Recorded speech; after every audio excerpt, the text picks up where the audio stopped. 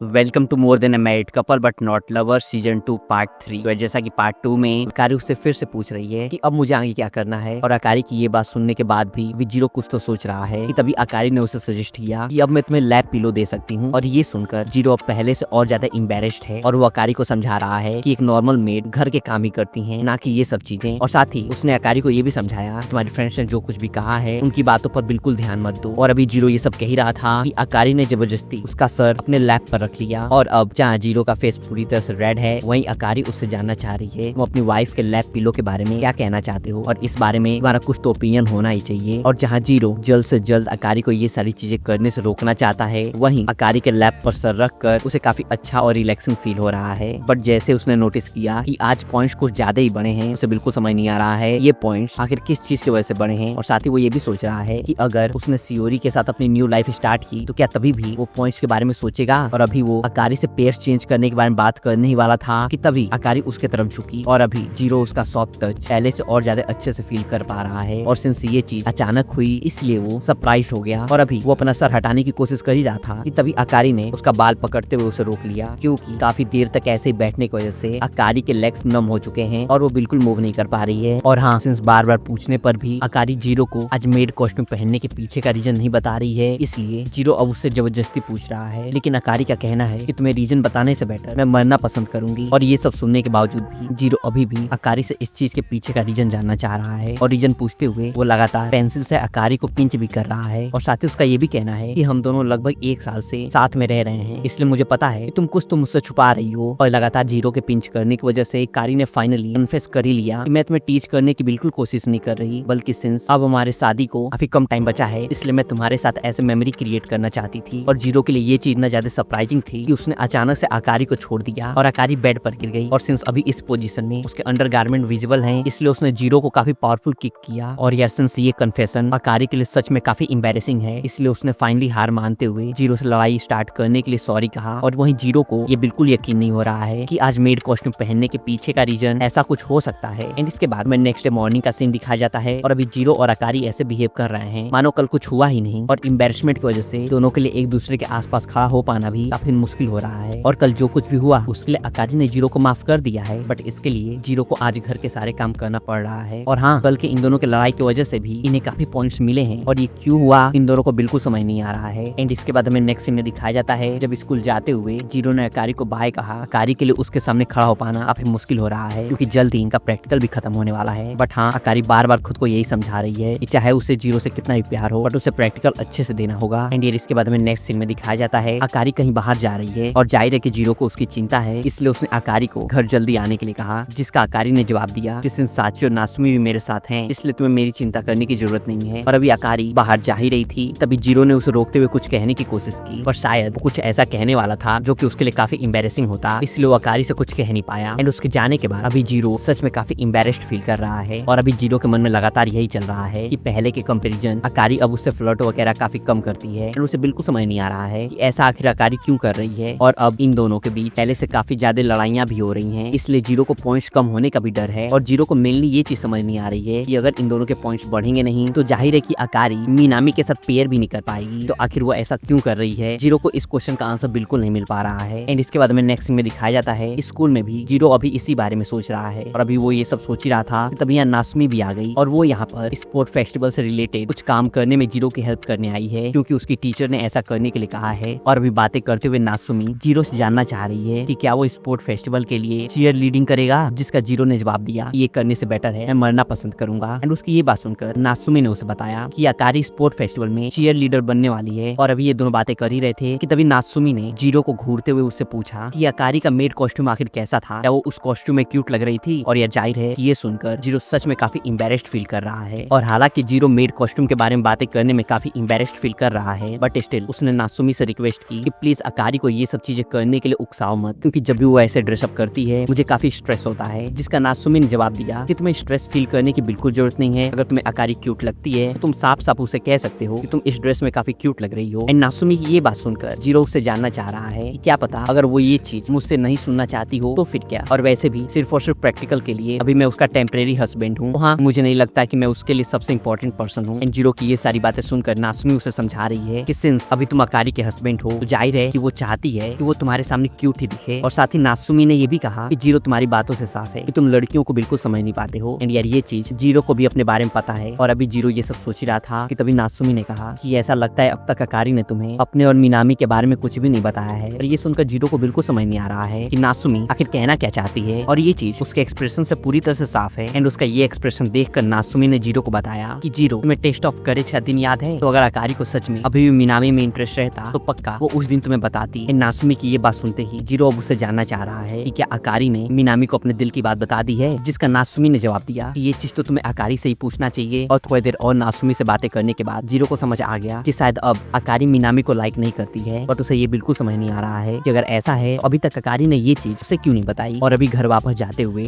Zero के मन में ये सारी चीजें ही चल रही हैं कि अकारी के लिए आखिर ये सब चीजें इतनी टफ हो रही होंगी। और सिंस हम दोनों ने टॉप पर पहुंचने के लिए इतनी मेहनत की और अपना बेस्ट दिया, तो आखिर क्यों अकारी ने ये सारी बातें मुझे नहीं बताई। और जीरो के मन में ये भी चल रहा है कि क्या मैं इतना बुरा हूँ कि अकारी मुझ पर विश्वास नहीं कर सकती है। एंड नाउ जब जीरो ने घर में एंटर किया और अकारी ने उसे वेलकम किया, जीरो का एक्सप्रेशन देखकर अकारी को भी समझ आ रहा है कि उसका मूड बिल्कुल सही नहीं है। इसलिए अकारी उससे इसके पीछे का रीजन जानना चाह रही है। और सिंस उसके पूछने पर जीरो ने कुछ भी नहीं कहा, इसलिए अकारी ने उसे अपने बगल में सोफा पर बैठने के लिए कहा और साथ ही उसे कंफर्ट करते हुए फिर से उससे जानना चाह रही है कि आखिर उसका मूड क्यों ऑफ है। और अभी अकारी जीरो से ये सब पूछ ही रही थी, तभी अचानक से जीरो ने उसे हक कर लिया। और अभी जीरो जितना उसे टाइटली हक कर रहा है उतना इन्हें पॉइंट भी मिल रहा है। और सिंस जीरो ने ये चीज अचानक से किया, इसलिए अकारी उससे इसके पीछे का रीजन जानना चाह रही है। और बार बार वो उससे यही पूछ रही है कि आखिर तुम्हें हुआ क्या है और तुम इतने मायूस क्यों हो। और अकारी के बार बार पूछने पर भी जीरो ने सिर्फ इतना ही कहा कि अकारी सिर्फ और सिर्फ आज के लिए ही सही, लेकिन मुझे अपना बना लो। और ये सुनते ही अकारी की आंखें भर आईं एंड जीरो को हक करते हुए वो रोने लगी। एंड इसके बाद हमें नेक्स्ट सीन में दिखाया जाता है जीरो अभी अपने रूम में लेटते हुए अभी भी यही सोच रहा है कि अगर अकारी की जगह मैं रहता और मुझे उस लड़के के साथ प्रैक्टिकल देना होता जिसने मुझे रिजेक्ट कर दिया है, मैं सच में मर जाता। और ये सब सोचते हुए उसके मन में नात्सुमी की कही हुई बात भी चल रही है और वो सोच रहा है कि क्या ये चीज मुझे अकारी से कंफर्म करनी होगी। और सिंस ये सब चीजें लगातार उसके मन में चलने की वजह से जीरो सो नहीं पा रहा है, इसलिए अभी वो शॉपिंग करने के लिए अपने रूम से निकला ही कि तभी उसके सामने अकारी आ गई और वो भी जीरो के साथ बाहर जाना चाह रही है। और अभी अकारी के साथ रोड पर वॉक करते हुए जीरो सोच रहा है कि सिंस हम दोनों सेम एज के हैं तो हम दोनों को साथ में देखकर लोगों को लग ही रहा होगा हम दोनों डेट कर रहे हैं। बट जीरो के हिसाब से भले ही लोगों को ये सब चीजें लगे, बट अकारी के दिल में मिनामी के लिए फीलिंग्स हैं। और साथ ही वो ये भी सोच रहा है कि अकारी आखिर उसके बारे में क्या सोचती है। और ये चीज मन में आते ही जीरो खुद को समझा रहा है कि अभी रोमांटिक नाइट को देखकर अपने मन में ये सब चीजें बिल्कुल नहीं लाना चाहिए। और ये सब सोचते हुए जैसे ही जीरो का हाथ अकारी के हाथ से टच हुआ, उसके मन में कल जो कुछ भी हुआ सारी चीजें चलने लगी। और वो खुद को पूरी तरह से यकीन दिलाने की कोशिश कर रहा है सिंस इन दोनों के बीच में कुछ भी नहीं चल रहा है, इसलिए उसे ये सब चीजें बिल्कुल नहीं सोचनी चाहिए। और कल जो कुछ भी हुआ वो सब फिर से याद करके जीरो के साथ साथ अकारी भी काफी एम्बैरेस्ड फील कर रही है और इन दोनों का फेस पूरी तरह से रेड हो चुका है। और हाँ, सिंस हैंड टच होते ही अकारी ने जीरो से इस चीज के लिए माफी मांगा, इसलिए जीरो को लग रहा है कि कल जो कुछ भी हुआ उसके बारे में अकारी बिल्कुल भी नहीं सोच रही है। जिसके बाद उसने भी चीजों को इग्नोर करते हुए अकारी अभी वॉक करते हुए जो कहानी सुना रही थी उस पर पूरी तरह से ध्यान देना स्टार्ट कर दिया। एंड इसके बाद हमें नेक्स्ट डे स्कूल का सीन दिखाया जाता है जहाँ सियोरी और मैं बातें कर रही हैं। और सियोरी ने मे को बताया कि मैंने जीरो से पार्टनर स्विच करने के बारे में बात कर ली है और उसने कहा कि टॉप रैंक पे रहने के लिए हम दोनों अपना बेस्ट करेंगे। और ये कहते हुए सियोरी मे से जानना चाह रही है कि क्या ये एक तरह से प्रॉमिस है ना। एंड सियोरी की सारी बातें सुनने के बाद मे को भी लग रहा है कि हाँ, इसे प्रॉमिस तो कह सकते हैं। और साथ ही मे को भी समझ आ रहा है कि जीरो ने क्लियरली पार्टनर चेंज करने का प्रॉमिस इसलिए नहीं किया ताकि इस चीज से ना ही सियोरी को हर्ट हो और ना ही अकारी को। और ये चीज रियलाइज करके मे को जीरो पर गुस्सा भी आ रहा है और मे मन ही मन सोच रही है कि मैं हमेशा सियोरी से बातें करती हूँ और मैं उसके सबसे क्लोजेस्ट हूँ और साथ ही मैं उसे हर टाइम प्रोटेक्ट करती हूँ, बट फिर भी सियोरी को जीरो में इंटरेस्ट है। और साथ ही मे को ये भी लगता है कि अगर जीरो सियोरी का बचपन का दोस्त नहीं रहता तो वो कभी भी उसके तरफ देखती तक नहीं। और अभी मैं ये सब सोच रही थी कि तभी सियोरी ने उसे थैंक यू कहते हुए कहा कि सिंस तुम हमेशा मेरे हर एक प्रॉब्लम में मेरे साथ रहती हो और हमेशा मुझे एडवाइस भी देती हो, इसलिए मैं तुम्हारे लिए काफी थैंकफुल हूँ। और साथ ही सियोरी ने मे से ये भी कहा कि सिंस तुम हमेशा मेरी हेल्प करती हो, इसलिए अगर तुम्हें कोई भी प्रॉब्लम हो तो तुम मुझे पक्का बताना। जिसका मे ने जवाब दिया कि सिंस मेरे पास कोई भी चिंता करने की चीज नहीं है, इसलिए तुम मेरे बारे में मत सोचो। और ये कहने के बाद जब मे ड्रिंक लेने के लिए वेंडिंग मशीन पर गई, वहाँ उसे जीरो मिल गया और अभी वो जीरो से कुछ बातें करना चाहती है। और जब ये दोनों अकेले में बातें करने के लिए गए, जीरो के मन में चल रहा है कि हालांकि ये पहली बार है जब किसी लड़की ने मुझे अकेले में बात करने के लिए बुलाया है, बट मे के नजरों से लग रहा है मानो आज ये मेरा मर्डर कर देगी। जिसके बाद तुरंत जीरो मे से सॉरी कहते हुए जानना चाह रहा है कि क्या मैंने कुछ गलत किया है। एंड जीरो की ये बात सुनकर मे ने उससे कहा कि मैंने सुना है तुम जल्द ही मिनामी के साथ अपना पार्टनर चेंज करने वाले हो। और ये सुनकर जीरो जानना चाह रहा है कि आखिर मे को इस चीज के बारे में किसने बताया। और जाहिर है इसमें कोई भी सरप्राइज होने की बात नहीं है, इस सियोरी ने ये चीज मे को बताई है। और अब मे जीरो से कंफर्म कर रही है कि क्या सच में वो पेयर चेंज करने वाला है, जिसका जीरो ने जवाब दिया कि अभी ये चीज कंफर्म नहीं है। और हालांकि मैंने इस चीज के बारे में सियोरी से बात करने की कोशिश की, बट इन सब चीजों से रिलेटेड उसके भी अपने पर्सनल प्रॉब्लम्स हैं। और सिंस इस सिचुएशन में जीरो किसी को भी हर्ट नहीं करना चाहता है, इसलिए आगे क्या करना है डिसाइड करने में उसे सच में काफी प्रॉब्लम हो रही है। एंड जीरो की ये सारी बातें सुनकर मे थोड़े बोल्ड स्टेटमेंट के साथ उससे जानना चाह रही है कि क्या कहीं ऐसा तो नहीं है दूसरों का नाम लेकर तुम सिर्फ और सिर्फ बहाने बना रहे हो। और ये क्वेश्चन पूछने के साथ साथ मे ने जीरो को काफी अजीब चीजें भी कही। और उसकी ये सारी बातें सुनकर जीरो ने सिंपली बस यही कहा कि तुम इसमें इन्वॉल्व नहीं हो। और जीरो की ये बात सुनते ही मे ने मुस्कुराते हुए उससे कहा कि हाँ मैं समझ रही हूँ, लेकिन क्या तुम ऐसे ही हमेशा भागते रहोगे? और सियोरी ने तुम्हारे बारे में काफी अच्छी चीजें कही हैं, और शायद तुम वैसे नहीं हो। और ये सुनते ही जीरो ने चिल्लाते हुए कहा कि ये सिर्फ और सिर्फ मेरी प्रॉब्लम नहीं है, क्योंकि हम चारों, अकारी और मैं, और वही मिनामी और सियोरी लगभग एक साल से साथ में रह रहे हैं। तो जाहिर है कि अगर हम पेयर चेंज करेंगे तो किसी ना किसी को इस चीज से पक्का दुख पहुंचेगा ही। और अब तक अकारी ने मेरी पूरी तरह से हेल्प की है, तो अब जब चीजें एंड होने वाली हैं, मैं सिर्फ और सिर्फ अपने बारे में ही नहीं सोच सकता। एंड जीरो का ये सारी बातें सुनकर मे के आंखों में थोड़ी आंसू हैं, और वो जीरो से रिक्वेस्ट कर रही है कि प्लीज चीजों को जल्द से जल्द क्लियर कर लो। और साथ ही उसने ये भी कहा मुझे सियोरी के बारे में हर एक चीज पता है, शायद तुमसे काफी ज्यादा, और मैं पूरे गारंटी के साथ कहती हूँ कि वो मुझ पर पूरा विश्वास करती है। तो शायद मैं किसी से नहीं हारूंगी, यहाँ तक कि तुमसे भी नहीं। और अभी मे और जीरो ये सारी बातें कर ही रहे थे कि वहीं दूसरी तरफ हमें दिखाया जाता है अकारी दीवार के पीछे बैठकर इन दोनों की सारी बातें सुन रही थी। और इन दोनों की पूरी बातें सुनने के बाद अकारी की भी आंखें नम हैं।